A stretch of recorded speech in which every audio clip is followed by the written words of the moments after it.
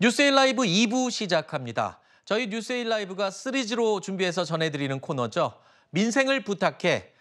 이번에 88번째 손님을 스튜디오에 모셨습니다. 저출산 고령사회위원회 주형환 부위원장입니다. 안녕하십니까? 어서 오십시오. 네, 안녕하십니까? 네, 첫 질문은 아주 중요한 질문입니다. 정부가 그동안 저출생 문제를 해결하려고 노력을 오랫동안 많이 해오지 않았습니까? 네. 마침 이번에 정부가 저출생 추세 반전 대책을 발표했어요. 네. 어떤 내용을 핵심으로 담고 있습니까? 네, 크게 두 가지 내용을 담고 있습니다. 하나는 저출생의 직접적 원인이 되는 일가정 양립, 양육, 주거 부담을 완화하는 그 정책적 그 내용이 담겨 있고요.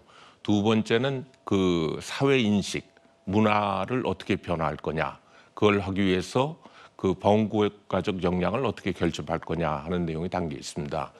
먼저 그 일가정 양립부터 말씀을 드리면 출산 휴가라든가 육아휴직 같은 것을 꼭 필요로 한 때 그 눈치 보지 않고 그 소득 걱정 없이 사용할 수 있도록 저희가 그 대책을 마련했고요. 네. 특히 이제 중소기업 같은 경우는 부담이 될 수 있습니다. 그래서 이 부담을 정부가 대체 인력 지원금이라든가 이런 걸 통해서 획기적으로 줄여주는 내용이 들어가 있고요.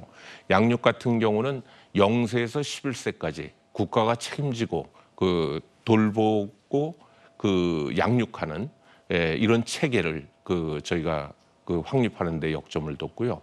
마지막으로 주거 부담은 그 출산 가정에 대해서 네. 그 주택 공급을 확대하면서 주택 마련을 위해서 필요로 한 자금 지원이라든가 청약 여건을 완화하면서 또 임대주택에 그 사시는 분들을 위해서는 그 장기 거주할 수 있도록 네. 그 지원하는 그런 내용들이 담겨 있습니다. 지금 내용을 쭉 들어보니까 적지 않은 돈을 지원하는 내용이 포함되어 있습니다. 사실 정부가 그동안 이 문제를 해결하기 위해서 많은 예산을 투입을 했거든요. 네. 그런데 지금까지도 아직 출산율 저하가 계속되는 원인은 뭘로 지금 파악하고 계십니까? 예, 지금 사회자가 지적하신 분야가 저희가 가장 뼈아픈 그 분야고요. 그래서 냉정한 그 평가와 반성이 필요하다고 생각을 합니다. 크게 세 가지 측면에서 그동안의 대책이 성과를 내지 못했습니다. 첫 번째는 저출생의 직접적 원인에 대한 지출이 좀 충분하지 못했다. 네. 통상 저출생 예산이라고 이제 한 47조 내지 50조가 된다고 하는데 네. 저희가 KDI와 함께 이걸 엄밀하게 그 저출생하고 직결되는 부분만 한번 추려봤습니다. 그랬더니 2023년 기준으로 23조 5천억에 불과했고요. 그것도 국민들이 가장 아파하시고 또 국내적으로 효과가 입증된 일가정 양립 분야에 지원되는 부분은 불과 8.5%에 네. 그쳤다는 거고요. 두 번째는 사실 그 저출생의 큰 이유 중에 하나는 좋은 일자리가 부족하거나 수도권에 그 많은 부분이 집중돼 있다든가 네. 또 사교육비 같은 구조적 요인에 대한 기인하는 부분이 있습니다. 그리고 마지막으로 이제 그 결혼이라든가 출산에 대한 그 사회 인식 변화가 굉장히 빠른 속도로 바뀌었는데 이 부분에 제대로 대처하지 못했고 특히 현장에서 일가정 양립이라든가 양육 환경 조성하는데 일차적 책임이 있다고 할 수 있는 기업이라든가 네. 지자체 같은 부분에 동참을 얻지 못했다. 이번 발표 내용을 보면 정책적 역량을 집중할 수 있는 3대 핵심 분야를 지정을 했어요. 네. 어떤 부분입니까? 그게 이제 첫째가 아까 말씀드린 대로 일가정 양립이고요. 네. 이것은 많은 국민들이 저희가 이제 대책을 마련하는 과정에서 정책 수요자 분들도 뵙고 현장도 방문했고 대국민 인식 조사도 했을 때 많은 국민들께서 일과 가정이 양립이 잘 안 된다 이런 말씀을 주셨습니다. 그래서 저희가 이 부분에 중점을 두려고 했고요. 그 외에 이제 애를 양육하는 데 들어가는 비용이라든가 또 애를 안심하고 맡길 시설이라든가 이런 것들이 부족하다는 말씀들이 있으셨고요.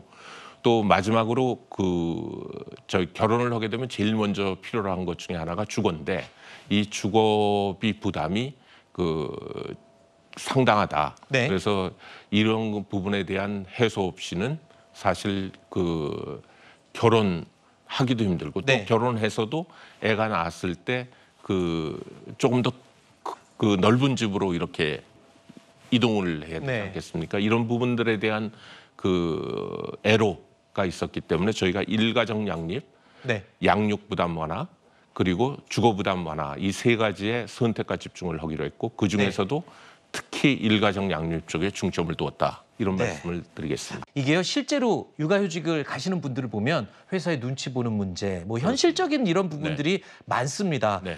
특히나 2027년까지 남성 육아휴직률을 50%로 올리겠다라고 네. 발표를 하셨는데 과연 이런 게 현실적으로 다 실현될 수 있을지도 궁금하거든요. 네. 많은 분들이 그 남성의 육아 분담이 중요하다는 말씀을 하십니다. 네. 저희가 대국민 인식 조사를 했을 때도 여성 응답자의 4분의 3 정도가 배우자의 육아 참여가 있다면 출산 의향이 있다는 그런 답을 주셨습니다. 근데 말씀 주신 대로 남성들도 필요한 시기에 소득 걱정 없이 그 눈치 보지 않고 육아휴직을 이제 활용할 수 있어야 되지 않겠습니까? 네. 그래가지고 저희가 그 꼭 필요한 시기에 이제 사용할 수 있도록 짧은 기간에 그 육아 분담 수요가 있는 경우에 활용할 수 있도록 단기 육아휴직이라고 해서 네. 1년에 2주 정도 그 사용하도록 했습니다. 이것은 그 육아휴직이 보통 한 달 이상 소요가 되고 또 가족 돌봄 휴가라든가 이런 건 10일 정도인데 그 어린이집이 휴원을 한다든가 유치원이 방학을 한다든가 초등학교에 입학했을 때 신학기 초 같은 경우에는 이 두 가지 그 제도만으로는 그 저기 충족이 안 되는 네. 그 수요가 있습니다. 그래서 단기 육아휴직 제도를 도입을 했고요. 또 눈치 보지 않고 육아휴직을 사용할 수 있도록 네. 휴가와 그 출산휴가와 육아휴직을 통합해서 신청할 수 네. 있도록 했고, 알겠습니다. 네, 14일 내에 그 저기 서면으로 네. 허용하지 않겠다 그러면 자동으로 그 허용한 걸로 간주하는 이런 제도들을 저희가 만들었습니다. 알겠습니다. 자, 지금까지 주영환 저출산 고령사회위원회 부위원장과 함께했습니다. 오늘 나와주셔서 고맙습니다. 네, 감사합니다.